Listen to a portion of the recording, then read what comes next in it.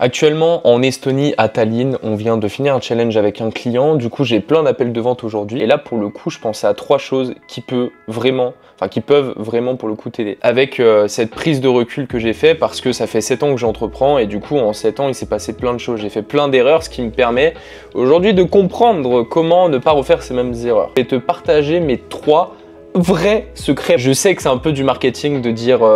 voilà, je vais te partager des secrets, mais pour le coup, c'est vrai. J'ai vendu mes parts d'une société qui faisait 600 000 € à l'année. Et du coup, beaucoup de personnes se sont posé des questions quand j'ai fait ça, parce que c'est bizarre de stopper une société qui marche. C'est parce que justement, j'avais envie à ce moment-là de créer une nouvelle société, mais en ne refaisant pas les mêmes erreurs. En tout cas, ce que je considérais être des erreurs. On te partage beaucoup le fait que tu peux générer des revenus, que tu peux être libre, mais on te partage jamais le dessous de ces business-là. On te partage jamais, par exemple, le fait que c'est très dur de marger à plus de 50% en France parce que t'as les impôts, t'as les frais fixes, t'as beaucoup de frais. Donc ça, c'est notamment mon premier secret, c'est que moi actuellement mon business me rapporte beaucoup moins que l'entreprise que j'avais avec 2 associés. Forcément, c'est pas en quelques mois tout seul que je vais refaire pareil. Mais la première chose, c'est que généralement quand tu développes une boîte, souvent en France, tu vas avoir du mal à faire du bénéfice. C'est-à-dire qu'en fait, tu vas avoir des frais fixes qui vont être très élevés. Et c'est ça qu'on ne partage pas sur les réseaux, c'est que beaucoup d'entrepreneurs vont te dire j'ai fait 15 000 € de chiffre d'affaires ce mois-ci, ah là j'ai fait 22 000. Mais en fait, si tu lui demandes ses comptes, tu vas te rendre compte que en vérité, il a fait peut-être 1 000 €, tu vois, 2 000 € en bénéfice. Aujourd'hui, avec l'expérience, je peux totalement contrôler et optimiser mes frais fixes. Pourquoi? Déjà parce que je me fais plus avoir. Tu vois, par exemple, j'ai beaucoup moins de personnes, je suis pratiquement solo dans mon business, tu vois. Je fais appel à très peu de prestataires, j'ai juste une agence qui gère mes réseaux sociaux parce que ça me fait gagner beaucoup de temps. Mais à part ça, je fais des fois appel à certains prestataires pour certaines tâches, mais c'est pas quelque chose d'excessif. Alors que à l'époque, avec mon organisme de formation, on avait peut-être une quinzaine de personnes qui travaillaient mensuellement avec nous. Plus on était 3 associés, donc ça fait beaucoup de frais fixes. Et surtout, avant, j'avais pas la même expérience qu'aujourd'hui. Par exemple, je me suis déjà fait avoir sur des prestataires. Par exemple, le premier vidéaste à qui on a fait appel la première fois, il nous a facturé 4 000 €, 4 400 € pour filmer notre séminaire qui était sur 2 jours. Et en fait, ce qui s'est passé, c'est que quelques mois après, on a fait un séminaire où on a rencontré un vidéaste. En fait, on a discuté avec lui, il nous a dit « non, moi je facture 500 € la demi-journée ». Et là, du coup, on s'est regardé, on s'est dit, putain, on s'est bien fait niquer. Il y a ce truc-là aussi qui est qu'aujourd'hui, je connais typiquement tous les prix sur la plupart des prestataires dont j'ai besoin pour une activité en ligne. Donc tout ce qui va être community management, vidéaste, monteur vidéo, etc., etc. Ce qui fait que je peux négocier correctement, tu vois. Ça, c'est un des points aussi. Parce que beaucoup de gens peuvent faire du high ticket. Généralement, les agences, c'est pareil parce qu'elles ont des personnes dans l'équipe, elles ont besoin de marger. Donc il y en a certaines qui vont abuser de leur prix. Et moi, j'en suis conscient maintenant. C'est-à-dire que je peux pas me faire avoir. Je peux pas me dire 3 000 € pour du community management, ça doit être les prix. Non, je sais ce que c'est. Ce qui fait que j'ai réussi à négocier, je sais exactement combien ça devrait coûter, combien ça devrait me rapporter. Ce qui fait que là, j'ai très peu de frais fixes actuellement. Tous mes frais sont des choses hyper importantes dans mon business, sinon j'arrête de le faire, tu vois. Du coup, sur ce que je génère, même si je génère moins de revenus, je vais avoir plus de marge parce que je gère déjà mes frais fixes mieux qu'avant. La deuxième chose, c'est que je marche sur mes produits. Aujourd'hui, tu peux pas vendre des e-books à 2 000 €. T'imagines bien? On n'est plus en 2015, on n'est plus en 2020, où avant tu vendais des formations, tu vendais des e-books, ça se vendait super facilement. Aujourd'hui, tes prospects te font de moins en moins confiance, donc tu as besoin de créer réellement une différence, d'apporter de vrais résultats. C'est pour ça qu'aujourd'hui, quand tu es coach, quand tu es formateur, quand tu as une agence, tu vas avoir des frais élevés parce qu'en fait, tu vas devoir faire appel à plusieurs personnes dans ton équipe. Quand on coachait nos clients, on payait des setters à la commission, on payait des closers, on avait une équipe de vente, on avait une directrice des ventes, on avait des coachs, on avait une personne qui gère les coachs, on avait une assistante. Ce qui fait que, en fait, quand une personne paye notre programme 6 000 €, c'est pas 6 000 € dans la poche. Tu vois, c'est pas comme tous les entrepreneurs qui te disent j'ai vendu une offre à 2 000 € donc j'ai fait 2 000 € ce mois-ci. Ouais, mais en fait, t'as margé à combien sur les 2 000 €?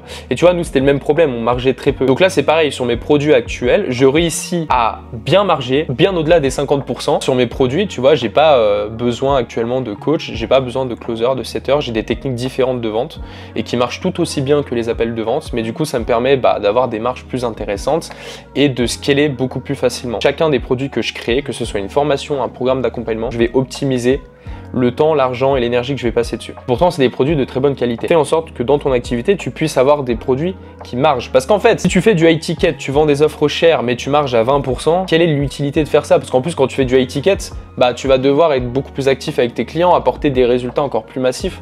Donc ça veut dire que tu as un stress supplémentaire, tu as une énergie supplémentaire à dépenser, bah si tu marges à 20%, en fait, la question que j'ai envie de te poser, c'est pourquoi tu te fais du mal. Et mon troisième secret, je pense que dans mon business actuellement, même si je fais beaucoup moins d'argent qu'avant, fiscalement parlant, mon business est plus optimisé que 95% des gens qui ont une entreprise en France. Je me considère pas comme un expert en fiscalité et surtout, j'ai pas envie que mes conseils aient de la valeur juridique parce que je suis pas du tout qualifié pour ça. Si tu as envie de te faire accompagner pour réduire tes impôts, mais pas en fait réduire ses impôts, c'est pas je contourne le fisc, je sais pas quoi, c'est j'optimise ce qui est possible avec des structures qui sont possibles en France.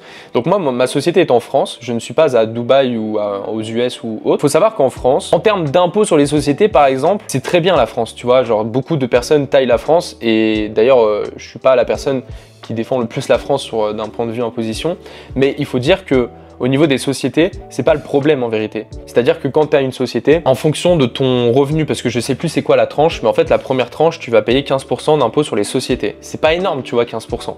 Sachant que c'est sur tes bénéfices.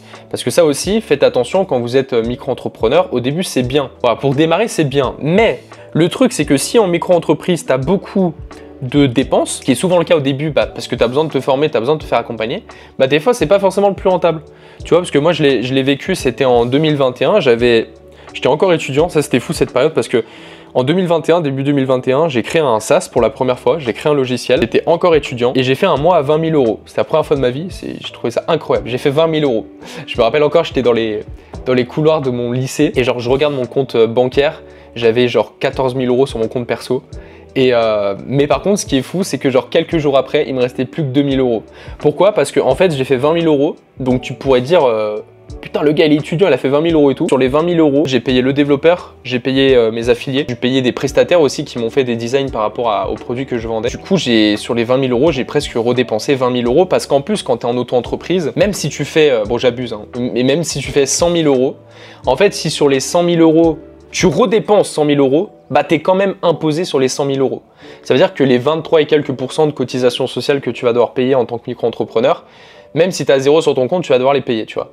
Donc c'est pour ça que le problème, c'est que si tu as beaucoup de dépenses et que tu payes par-dessus 23 % de ce que tu as dépensé, en fait, tu es un peu dans la merde. Alors que quand tu es en société, si par exemple tu fais 100 000 € de dépenses, bien évidemment je prends l'extrême mais c'est juste pour que ce soit compréhensible, si tu fais 100 000 € mais que sur les 100 000 € tu dépenses professionnellement parlant 100 000 € dans ta boîte, du coup t'es pas imposé, t'as pas d'impôt sur les sociétés. C'est pour ça qu'en France, moi je vous le dis honnêtement, j'ai presque jamais payé d'impôt sur les sociétés parce que j'ai toujours redistribué et fait des dépenses professionnelles qui font que mon impôt sur les sociétés était toujours faible. Il était en dessous des, je sais plus c'est quoi la tranche, mais je crois que c'est à partir de 40 000 € et quelques que tu payes 25%. Moi, mon résultat final, en gros, concrètement, il était toujours en dessous des 40 000, ce qui fait que je payais que 15% sur ce qui me restait, tu vois. Donc, c'est pour ça que les gens qui disent ouais, il y a trop d'impôts en France, en fait, ça dépend de quel impôt tu parles. Par contre, en France, effectivement, ce qui est chiant, c'est l'impôt personnel qui est très élevé. Je vais faire de façon large, parce qu'en fait, moi, je me fais accompagner par un expert comptable. Grégory, si t'es là, grosse dédicace à toi. Je pense que beaucoup de personnes le connaissent parce que c'est le plus connu en France. Il m'a appris plein de choses sur la fiscalité, la comptabilité, l'aspect juridique aussi un peu. Et en fait, ça me permet d'optimiser mes impôts, ce qui fait que oui, clairement, actuellement, ma société, je pense que par rapport à 95% des personnes qui sont situées en France, je suis beaucoup plus rentable, on va dire. Du coup, la technique, c'est en gros, grosso modo, de faire passer un maximum de tes dépenses en dépenses professionnelles. Parce qu'en fait, le truc, c'est que si tu as beaucoup de dépenses que tu fais actuellement en perso, tu vois, ton loyer, tes courses et plein d'autres choses, si tu as besoin de te verser 3 000 € par mois, en France, ce qui est chiant, c'est que si par exemple, tu es en SAS, tu vas payer grosso modo 80% d'impôts entre les cotisations, cotisations pour la retraite, etc. Tu vas payer 80% grosso modo. Donc en gros, c'est presque 100%. Ça veut dire que si tu te verses un salaire de 3 000 €, ça va coûter grosso modo 6 000 € au total à ta boîte. Et quand tu es en SARL, moi je suis en SARL, quand tu es en SARL, c'est moins, c'est 40-45%, mais parce que tu cotises pas pour la retraite. Alors qu'à l'inverse, si je me fais accompagner par un expert comptable, ce que je te recommande, et que j'arrive à faire passer plus de dépenses professionnelles de façon logique par rapport à ce que je génère et mon domaine d'activité, du coup j'aurais besoin de me verser moins en termes de salaire et je peux laisser l'argent sur la boîte, tu vois, par exemple. Pareil, il y a une technique où en fait, si tu es actuellement en micro-entreprise, ce que tu peux faire, c'est en profiter pour mettre de l'argent de côté. Ensuite, quand tu fermes ta micro-entreprise, tu crées ta société. Et en fait, pendant que tu vas développer ta société, tu n'auras pas besoin de te verser un salaire parce que tu as déjà économisé de l'argent.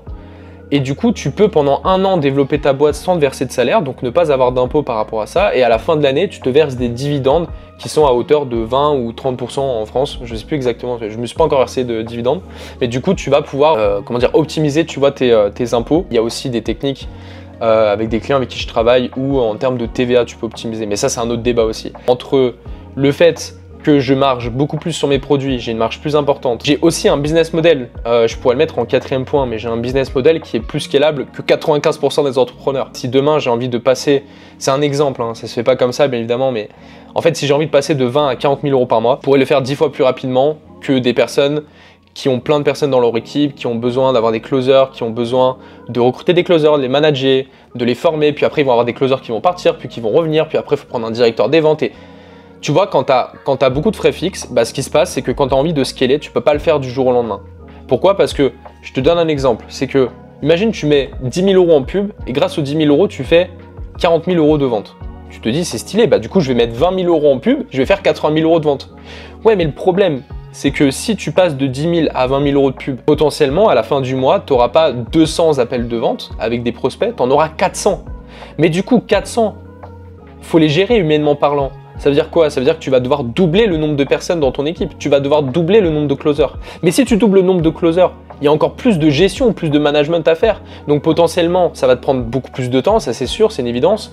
Tu vas devoir analyser leurs appels, tu vas devoir faire des roleplays, tu vas devoir faire des réunions régulières avec tes closers, puis après tu vas devoir recruter un directeur des ventes. Ce qui fait que pour scaler ton activité, ça prendra beaucoup plus de temps, tu vois, parce que tu as besoin de gérer des humains. Moi, mon business, actuellement, si j'ai envie de scaler, je n'ai pas besoin de plus d'humains, tu vois. Et ça part de mon retour d'expérience aussi. Donc, je pourrais même mettre en 4e point le fait que mon business est beaucoup plus scalable. Donc, grosso modo, je marche beaucoup plus sur mes produits. Mes frais fixes sont beaucoup plus optimisés et rentables qu'avant. Mon business est beaucoup plus scalable. J'ai un statut juridique et des techniques d'optimisation, on va dire, qui sont plus intéressantes. Là, actuellement, mon business, j'ai encore plein de choses à faire, j'ai encore plein d'idées, j'ai encore plein de travail pour aller chercher le chiffre d'affaires que j'ai envie d'aller chercher, mais je suis en train de partir avec des bonnes bases, tu vois. J'ai pas envie de développer une activité où je fais 100 000 euros par mois et que je m'en vante sur les réseaux sociaux et qu'au final, je me rends compte que sur les 100 000 euros, il me reste 4 000 euros à la fin du mois sur ma société, tu vois. Voilà, donc c'est un peu mes conseils du jour. Ça peut t'aider. Alors, mes conseils vont pas t'aider si tu débutes totalement dans l'entrepreneuriat, parce que quand tu débutes, ton but, c'est pas d'avoir la meilleure structure juridique ou d'avoir des frais fixes moins élevés. Non, ton but, c'est juste de trouver tes premiers clients. Mais peut-être que cette vidéo peut parler à des entrepreneurs qui commencent à se développer, qui hésitent à passer en société, qui ont pour projet de s'expatrier et tout. Bah en fait, sachez, et encore une fois, je suis pas un expert et je pense qu'il y a encore plein de choses à faire, notamment avec l'immobilier et tout, mais il y a quand même des choses intéressantes en France. Et non, en France, ce n'est pas un problème de société, ce n'est pas un problème lié à la société même. Tu auras très peu d'impôts sur les sociétés. Le problème, c'est l'impôt personnel, c'est surtout ça. Donc, il faut faire la distinction aussi, mais du coup, quand tu t'y connais pas, tu peux pas le savoir.